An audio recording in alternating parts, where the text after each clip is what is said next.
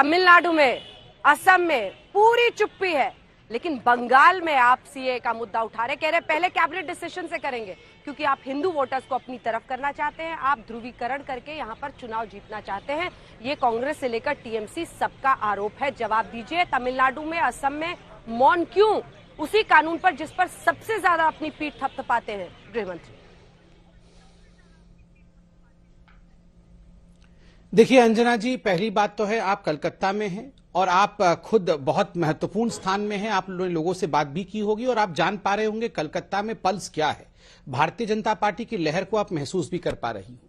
जहां तक सीएए का विषय है, देखिए भारतीय जनता पार्टी ही इस कानून को लेकर आई थी और बिल्कुल सीना ठोक करके हम ये कानून लेकर आए हैं और पूरे देश में इस कानून को लागू करेंगे। कोविड के बाद जब वैक्सीनेशन का ड्राइव आधे की ओर बढ़ेगा तब हम इसके रूल्स भी लाएंगे ताकि बहुत सारे जो भीड़ इत्यादि होने की संभावना है उसको बचाते हुए हम आगे बढ़ सके। देखिए जहां तक आसाम का विषय है, मैं दो विषय यहां कहूंगा। नंबर एक, आसाम में जब सीएए के हम कानून को लेकर आए थे तब आसाम के कांग्रेस के लोगों ने और कुछ अन्य लोगों ने कहा था कि लगभग 15 मिलियन लोग बाहर से घुसपैठिए आसाम में घुस आएंगे सीएए के कानून के कारण। आज देखिए बल्कि इन्फिल्ट्रेशन कम हुआ है, बाढ़ बने हैं, इत्यादि बना है जिससे इन्फिल्ट्रेशन कम हुआ है, एक भी कोई आदमी घुस के नहीं आया है। तो ये सारी चीजें गैर तथ्यात्मक साबित हुई। जो लोग उस समय प्रोटेस्ट कर रहे थे उनमें से भी अधिकांश लोग आज भाजपा में आए हैं।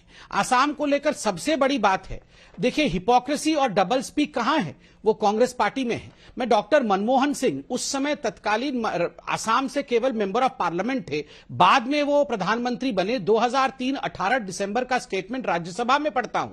डॉक्टर मनमोहन सिंह ने डिमांड किया था, मैं पढ़ रहा हूं, after the partition of our country minorities in the countries like Bangladesh had faced persecution, and it is our moral obligation that if circumstances force people, these unfortunate people, to seek refuge in our country, our approach of granting citizenship to these unfortunate persons should be more liberal. I sincerely hope that the Honorable Deputy Prime Minister will bear this in mind in charting out the future course of action and in regards to Citizenship Act. खुद मनमोहन सिंह ने बतौर असम के MP के citizenship act जो Bharatiya Janata party लेकर आई है वही demand किया था।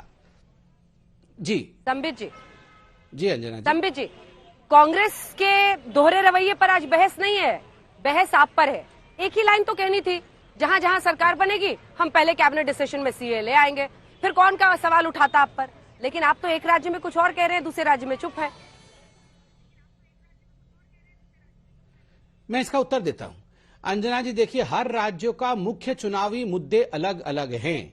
जहां तक आसाम का सवाल है, वहां मुख्य चुनावी मुद्दा जिसको लेकर की जनता के बीच में एक रोष है वो है कांग्रेस पार्टी और एआईएडीयूएफ, जो ये बदरुद्दीन का है, अजमल बदरुद्दीन का है, उन दोनों के बीच के गठबंधन का है। लोगों को लगता है यह गठबंधन घुसपैठियों को आगे बढ़ाएगा, यह गठबंधन यहां किसी प्रकार से जो हिंदू पॉपुलेशन है उनके ऊपर अत्याचार करेगा, जो इंडिजिनस लोग हैं उनके ऊपर अत्याचार करेगा। हमने उस विषय को नंबर 1 रखा है। बंगाल के अंदर सीएए को लेकर यहां मतुआ समाज हो और यहां जो रेफ्यूजी कम्युनिटी है, ये एक बहुत बड़ी कम्युनिटी है जिन्होंने कई वर्षों से 70 के दशक से आज तक ये केवल याचक के रूप में खड़े रहे हैं और हर पार्टी ने उन्हें प्रॉमिस किया है कि हम आपको सिटीजनशिप देंगे, किसी ने डिलीवर नहीं किया है। यह यहां का नंबर 1 मुद्दा है, इसलिए हमने इस नंबर 1 मुद्दे को आगे बढ़ाया है। तो स्वाभाविक है जिस राज्य में जो मुद्दा प्रथम रहेगा उस मुद्दे को लेकर हम आगे बढ़ेंगे।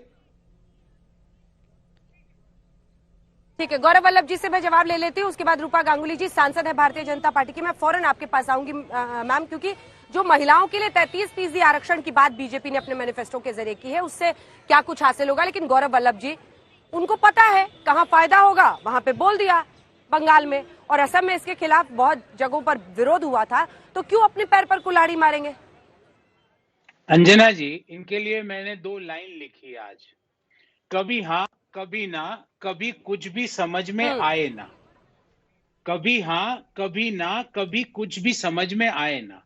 बंगाल में पहली कैबिनेट में सीए आएगा, तमिलनाडु में पहली कैबिनेट से सीए चले जाएगा और आसाम में मुझे कुछ नहीं समझ में आ रहा क्या करूं। और खुद ने, मुझे आश्चर्य हुआ, भारतीय जनता पार्टी के राष्ट्रीय प्रवक्ता यहाँ बैठ के, मैं इनको भारतीय जनता पार्टी क्या बोलूं, ये तो चुनावी जुमला पार्टी, चुनावी जुमला पार्टी के राष्ट्रीय प्रवक्ता यहाँ बैठ के स्वीकार कर रहे हैं कि हम तो चुनाव के हिसाब से बोलते हैं। ये इनके खुद के शब्द हैं। मुझे एक चीज बताइए, मैं आपसे पूछना चाहता हूं, क्यों प्रधानमंत्री जी और गृह मंत्री गुवाहाटी में, डिब्रूगढ़ में, जोरहाट में, तिनसुखिया में आके ये नहीं बोलते कि पहली कैबिनेट में हम सीए लगाएंगे? हम सीना ठोक के बोलते हैं, जो सरकार बनने के 6 घंटे के अंदर जो हमारी 5 चुनावी गारंटियां हैं, सीएए, जो आप मेरा गमछा भी देख रहे हो, मैं गुवाहाटी से आपसे बात कर रहा हूं, पिछले 3 सप्ताह से गुवाहाटी हूं। सीएए देश में नहीं आ सकता,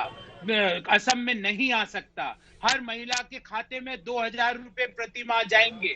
200 यूनिट मुफ्त बिजली हर परिवार को दी जाएगी। 5 लाख सरकारी नौकरियां और 25 लाख निजी क्षेत्र की नौकरियों का सृजन होगा। और लास्ट बट नॉट लीस्ट 365 रुपए। और ये चुनावी जुमला पार्टी का प्रवक्ता नहीं बोल रहा है, ये उस पार्टी का प्रवक्ता बोल रहा है जिन्होंने कहा कि मनरेगा आएगा तो आया, जिन्होंने कहा राइट टू फूड आएगा तो आएगा।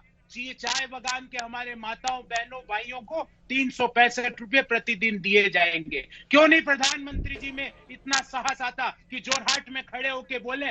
क्यों गृह मंत्री जी चुप्पी साधते हैं? क्यों नड्डा जी आज तिनसुखिया में है तो दोनों हाथ को ऊंचा करके क्यों नहीं बोलते कि सीए को लागू करेंगे हम?